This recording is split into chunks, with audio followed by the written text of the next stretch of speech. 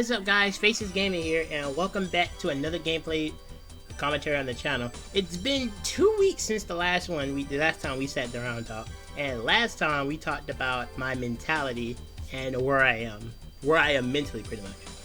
And that video actually, I don't know. At the time of recording this, I'm not sure how well it's gonna do. I haven't looked yet, but I got a feeling that it's gonna do really well. Side note to that, you might have already noticed that we've hit 500 subscribers, and I've acknowledged it, but I haven't really talked about it in previous videos. But yeah, we've made it to 500, and thank you guys. I know I say thank you every time we hit one of these like new levels, like new subscribers, milestones and stuff, but thank you guys for getting us to 500. The road to 1K starts now, and I get the feeling that in the next couple of months we'll get there. We will get to 1K, and after that, who knows where we'll go next. So thank you guys for 500, and let's get right into this video with our first topic of season 7 of Fortnite, because that's what we're talking about. We're going to be talking about the good and the bad, and I think we should start with the bad first. So, I think there's really only one big bad of this season, and if you think it's the railgun, no, the railgun's not bad. If you think it's the recon scanner, no, the recon scanner is not bad. If you think it's the crafting, nah, it's not even the crafting. We'll touch on the crafting later, but the big, and I mean big, the big bad, and I think the only negative of season 7 are the UFOs. Did you think the mechs were bad? Well, my friend, no, you haven't seen anything yet. The UFOs in season 7 are by far the worst. They are worse than the mechs of season 10. Like, I'm gonna be just straight up honest with you guys. The mechs were bad. But if I had to choose between the UFO or the mechs, I'd rather deal with the mechs. Because with the mechs, you could self-destruct them and get them out the way. With the UFOs, they have 3 lives. First, let's start with that. The UFOs, now, in this video, it's if we're talking pre-patched UFOs, you couldn't shoot their outside. You couldn't shoot the outside of their body. You could only shoot the driver's seat. So, and the driver's seat is in the back of the UFO. So, if somebody was shooting at you from the front, you couldn't retaliate. You could only just try to build and get out of the way. But even so, they have energy balls that they could spam rapid fire at you. They could shoot one after the other, and that right there is just annoying. That is way worse than the mech shooting rockets at you. That is worse. Now, while their energy shot, while the UFO's energy shots do only 30 hits, do only 30 damage per hit, they also push you. So if somebody hits you with that while you're in a build on a cliff, you're dead. That's it. That person is gonna get that kill. You're going to be tilted, they're going to laugh, and you're probably either going to re-queue and deal with it all over again, or you're going to leave and go play something else. Speaking of the devil, look at the UFOs in the background of the clip. Lazy Lake. Excuse me. Now, UFOs they're only in like POIs that are in purple, as you see right here on screen. You see how like Lazy Lake is in purple? You can only get UFOs from there, but there's also a UFO right next to Corny Complex in like the mid-northeastern part of the map, where you can get just like a secret little UFO that not many people know about. That. What else about UFOs? Oh, they also have a tractor beam. And if you don't know how to deal with the tractor beam, and by deal with I mean just shoot the driver, you can get carried so far. And like, people like get the smart idea of taking people that are weak and just tossing them in the storm. I myself have done that many times. I'm trying to think of any other like bads. This the only bad about the UFOs is that, the energy balls are annoying, and the spam of the UFOs is bad. And the fact that people will use the UFOs to camp like to camp in the sky until end game. Even in pubs, in arena, I don't even know how bad it is. I don't even know how bad it is in arena, but in pubs, it's bad. It's really bad. And don't even get me started on duos, trios, and squads. I don't play duos, trios, or squads. I don't play those, so I don't know. I really don't know. So yeah, I don't ask me about that. I only play solos. It's not bad in solos, but duos, trios, and squads, it's bad. Really, really, really bad. Yeah, like I said, that's the only negative I can think about in this season, though. If you play season 7, if you have any other negatives that I might have missed that you might think are negatives, drop them down in the comments, please. So with that out of the way, let's get into the positives.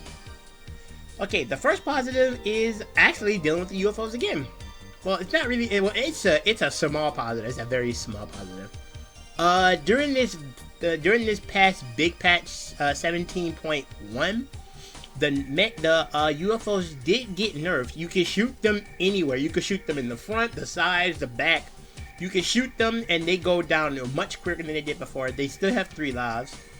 And their energy cannons have been nerfed to where you can't spam them one after the other. It takes some time for like the orbs to charge before you shoot them.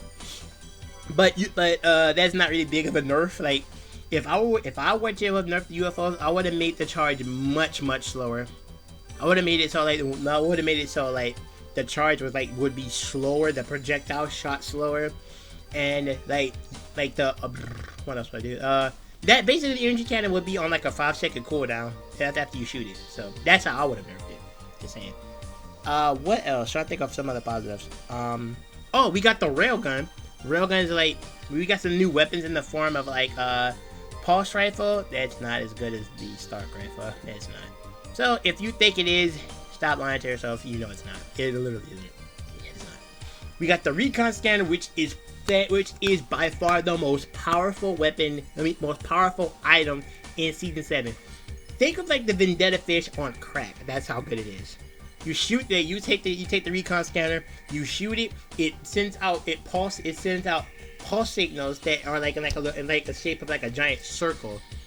And anybody inside that circle will be marked red. You can see them through walls. You can see them hiding in trash cans, hay bales, bushes, cars, inside builds. Pretty much, yeah. And pre-patch, in the pre-patch, the recon scanners had so little cooldowns. Like their cooldowns were 3 seconds. Now they're 5 seconds. So pre-patch, you could just spam as much as you want. And truth be told, I kind of miss it, but it's fine. Yeah, if you don't use the recon scanner, I highly recommend you do it, especially if you don't have like the best awareness. I mean, if you're not using visual audio, this is the next best thing, in my opinion. Up next is the railgun. Now the railgun, at first when I first used it, I really didn't like it. But here we are, almost 5 weeks in, and I gotta say the railgun is probably one of my favorite snipers in the game. So it's a big sniper. It takes one bullet. Takes one sniper bullet like every other sniper, but you charge it, and you would think the longer you charge it, the stronger the blast gets. No, all rarities body damage is not great. Blue is like 89, purple is like 90, and I think gold is like 94. And headshots, and even if you hit somebody in a headshot, even if you hit somebody with 200 shield in the head, it only does 170 or 178 for gold. But anybody 50 shield and below, you hit them in the head, they're dead. And you can shoot through builds. So, say for instance you have a railgun and somebody's behind just one wall. Recon scanner, charge up for a little bit, let go, aim for the head, boom, they're dead. And the only way to counter that is by building putting 2 pieces of build between you and that blast. Or you could just like dip and dodge. Cause yeah, it can go through one wall, but one wall and one ramp, a wall and a ramp, it can't go through that. So it's good, but it's not overpowered. Okay, it's not overpowered if you know how to handle the railgun. And and look at that. In the clip just now, you probably just saw that energy file I was talking about from the UFO. The rest of this clip is gonna be interesting, just let you know. What other positives? Crafting's been simplified, a little bit too simplified.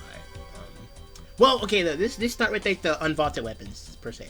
So the rapid fire came back. Rapid fire SMG's back in the game. Pumps, the gray like weapons are back in the game normally. Makeshift weapons are gone, thank God. Primal weapons are gone. Bones and mechanical parts are gone. You can't get those anymore. There are like nuts and bolts you can find that'll help you, like, you know, side grade AR. So with ARs you can side grade to like a burst. So which means yes, the FAMAS and the AUG is back, and I'm happy that the AUG is back because the AUG has always been one of my favorite guns in like chapter 2 has been one of my favorite ARs in the game. Love that thing. You can also the lever action is back. Snipers are back, so if you like sniping, you're definitely gonna like that. All forms of sniper are back. Green, blue, purple, gold, they're back. So no more bow and arrows for you. Pistols are back in the game. Chug splashes, chug splashes are back in a way though. If you find, as of last update, as of the 17.1 update, if you find like, you can find random NPCs around the map that are doing emotes. If you emote with them, they'll splash you every 10 seconds, I think it is. I think it's every 10 seconds, I'm not sure. Also, let's see what else. There's other than map changes, there's like a big hole in the middle of the map, and the sweaty sands now called Believer's Beach. And there's also radar dishes around. Launch pads are back in the game as well, so if you missed the launch pads, you really are gonna like it though. The only way you won't like Season 7 is if you can't deal with the UFOs. That's the only way you won't like it though, in my opinion. I'm trying to think of some other positives. Nothing else really coming to mind. I'm really trying to rack my brain to think what other positives can I think. I'm really trying to think right now. I'm really trying to think because like, nothing is coming to mind. Nothing really. I guess we can go on to the battle pass now. Okay, real quick about the battle pass. It's not the greatest battle pass. I mean, I've been indifferent to the past 2 battle passes, so this battle pass is just indifferent to it. But the secret skin is Superman, and I'm down for that. I would like Superman's gonna be running around with guns and stuff and doing tit-tat emotes. I'm okay with that. We got Ryu and Chun-Li in there. We got Batman and all that. We got Aquaman. We're just missing a couple more characters for the Justice League.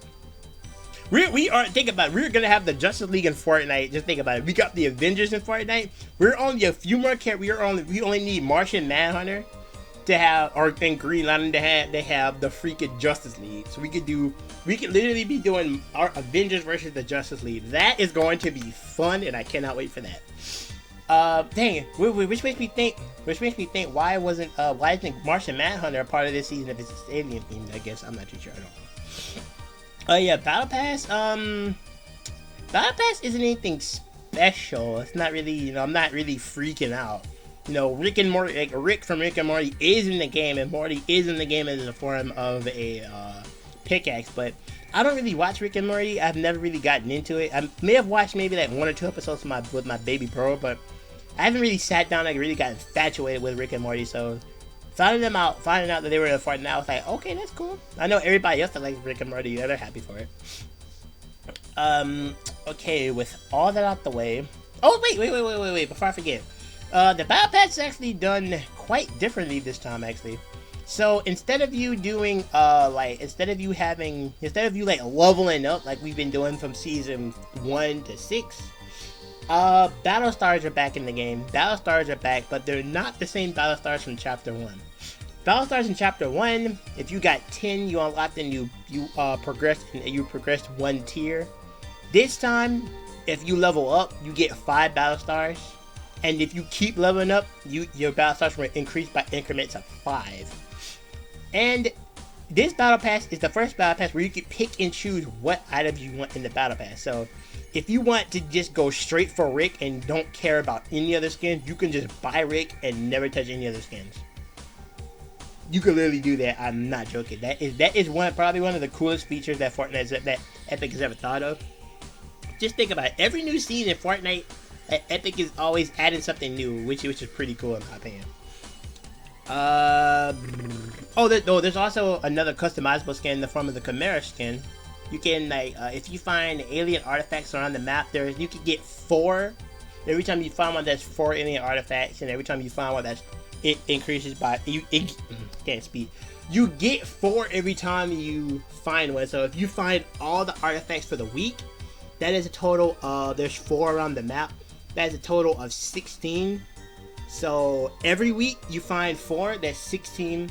That is 16 artifacts in your possession. You can also find artifacts by finding the brand new cosmic chests, which are very hard to find and very hard to open if you're not in the team mode. No, they're not in solos, which would defeat the purpose though. If you can find them only in duos, trios, and squads. No, you can't even find them in Team Robo, even though that's a team mode. That kind of BOP in my opinion. Alright, so with all that being said, we talked about the pros, we talked about the cons, the battle pass. Let's talk about my overall feelings of what are my overall opinions of season 7. It's a pretty good season in my opinion though. Like UFOs withstanding. Like in my opinion, if you remove if I were to blank out the UFOs, the season's actually pretty good.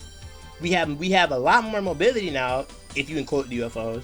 We got launch pads back. I know a lot of people are happy that snipers are back. So, this season, this season is first off, it is better. It's a lot better than season 6 and season 6 and season 5 in my opinion. It is really this season. It feels way more fun, if you will. Especially solos. The past couple seasons, I really haven't been playing many solos. I'll play them, but I won't I won't get back on time after time to play a solo. But this season, for some reason, I find myself playing solos way more. Well, because they kind of butchered Team Rumble. So Team Rumble now, the storm's already covered half the map, and the zone is already set. And you spawn in with green loot. So yeah, the only way you're getting any challenge done is if you're doing them in solos, and that's not bad though. Don't get me wrong. That is not bad at all. I have literally adapted to that playstyle. Going into solos, getting challenges done. Cause I'm good. Look, I'm working towards Superman. Okay, battle pass skins. I'm okay. I got the item. I'm gonna get all the items in the battle pass. That's what I do every season. I'm gonna get them. Okay. And when Superman drops, I'm gonna be all over those challenges. Let me tell you right now. I'm gonna be so far over those Superman challenges. It's not even gonna be funny. Day 1, I'm grinding. I'll let you know now. If I could say anything bad about the season, it's the UFOs. Team modes. UFOs and team modes, bad as I stated before. That's why this season, I don't care about playing duos, I don't care about playing trios, and I dang sure don't care about playing squads. I don't care.